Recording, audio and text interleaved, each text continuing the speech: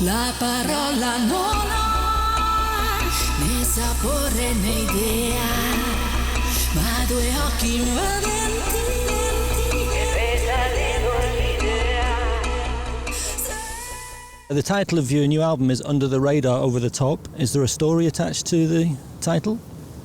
Yes, when we were touring in the UK last year, we had all these big festivals with our label all around the world, and there were many dance artists playing at the same time with us. And in the press reviews, people were wondering why there's such a massive response, like 15,000 people in these big venues.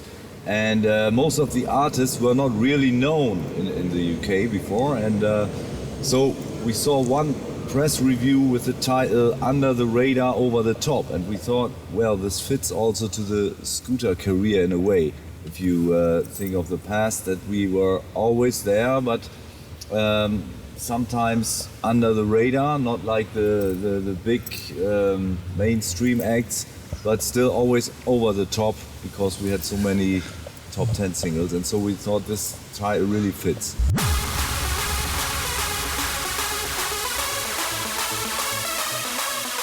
It's been almost 2 years, I think, since the last LP. So what took so long? Yeah, first of all, we were really touring a lot. We did all kinds of promotion. We were touring in England and so on.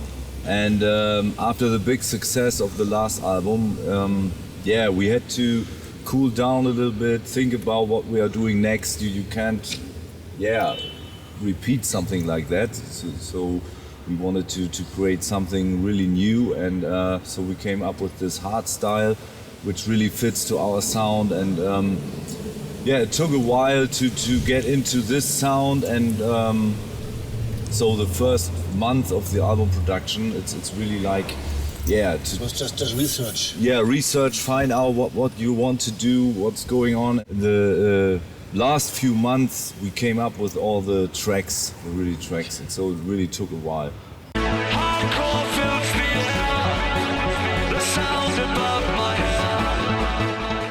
I also saw there's a special edition of the album with a second CD called The Dark Side. What's it's a mysterious title. What's all that about? Many people maybe don't know that we also always had some tracks that really don't fit to the usual scooter sound. It's sometimes new wave songs from the past we recorded in a new way, and so we collected all these special songs from the last 15 years, the best ones, put them on one CD.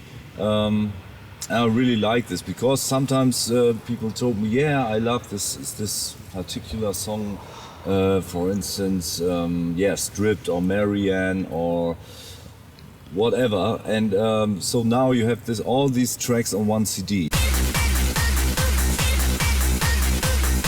The last album went to #1 in the UK. It's a big story that knocked Madonna from the top of the charts.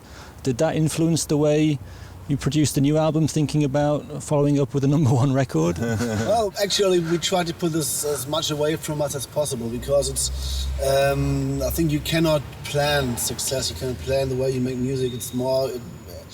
It has to come from your heart. It has to come from yourself, and not from any kind of external aspects that are influencing what you are doing in the music. So we try to just do what we always did, just be ourselves and then make music. And you collaborated with Status Quo on the last record. Have you got anything similar up your sleeve for the new project, new album? Yeah, this time we have a co-production with an Italian artist, with Antonella Ruggiero. She was in a project called Mattia Bazar in the 80s, and they had one big hit, and this is Ticento.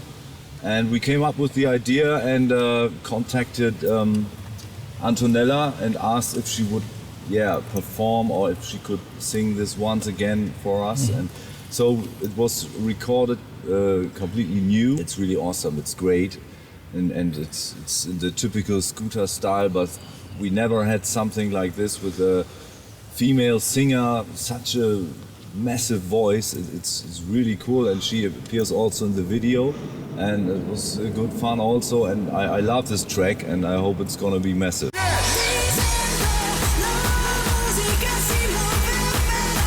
Another thing about the new album, there's a track on there, Bit of a Bad Boy. Is that how you see yourselves, as bad boys in the music business, or bad boys? Sometimes a little. This is why it's called Bit a Bad Boy. And I think you always have more fun when you are, bit a bad boy. That's true.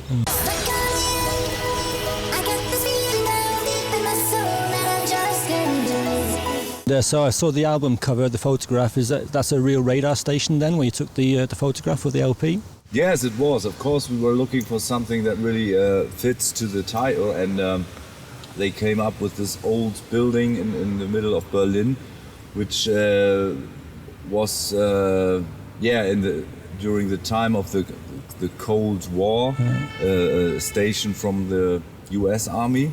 And I think after the fall of the wall of Berlin, it became useless to monitor any Soviets whatsoever signals. And now it's just a building being used for shooting movies or taking pictures and stuff, and partying, of course.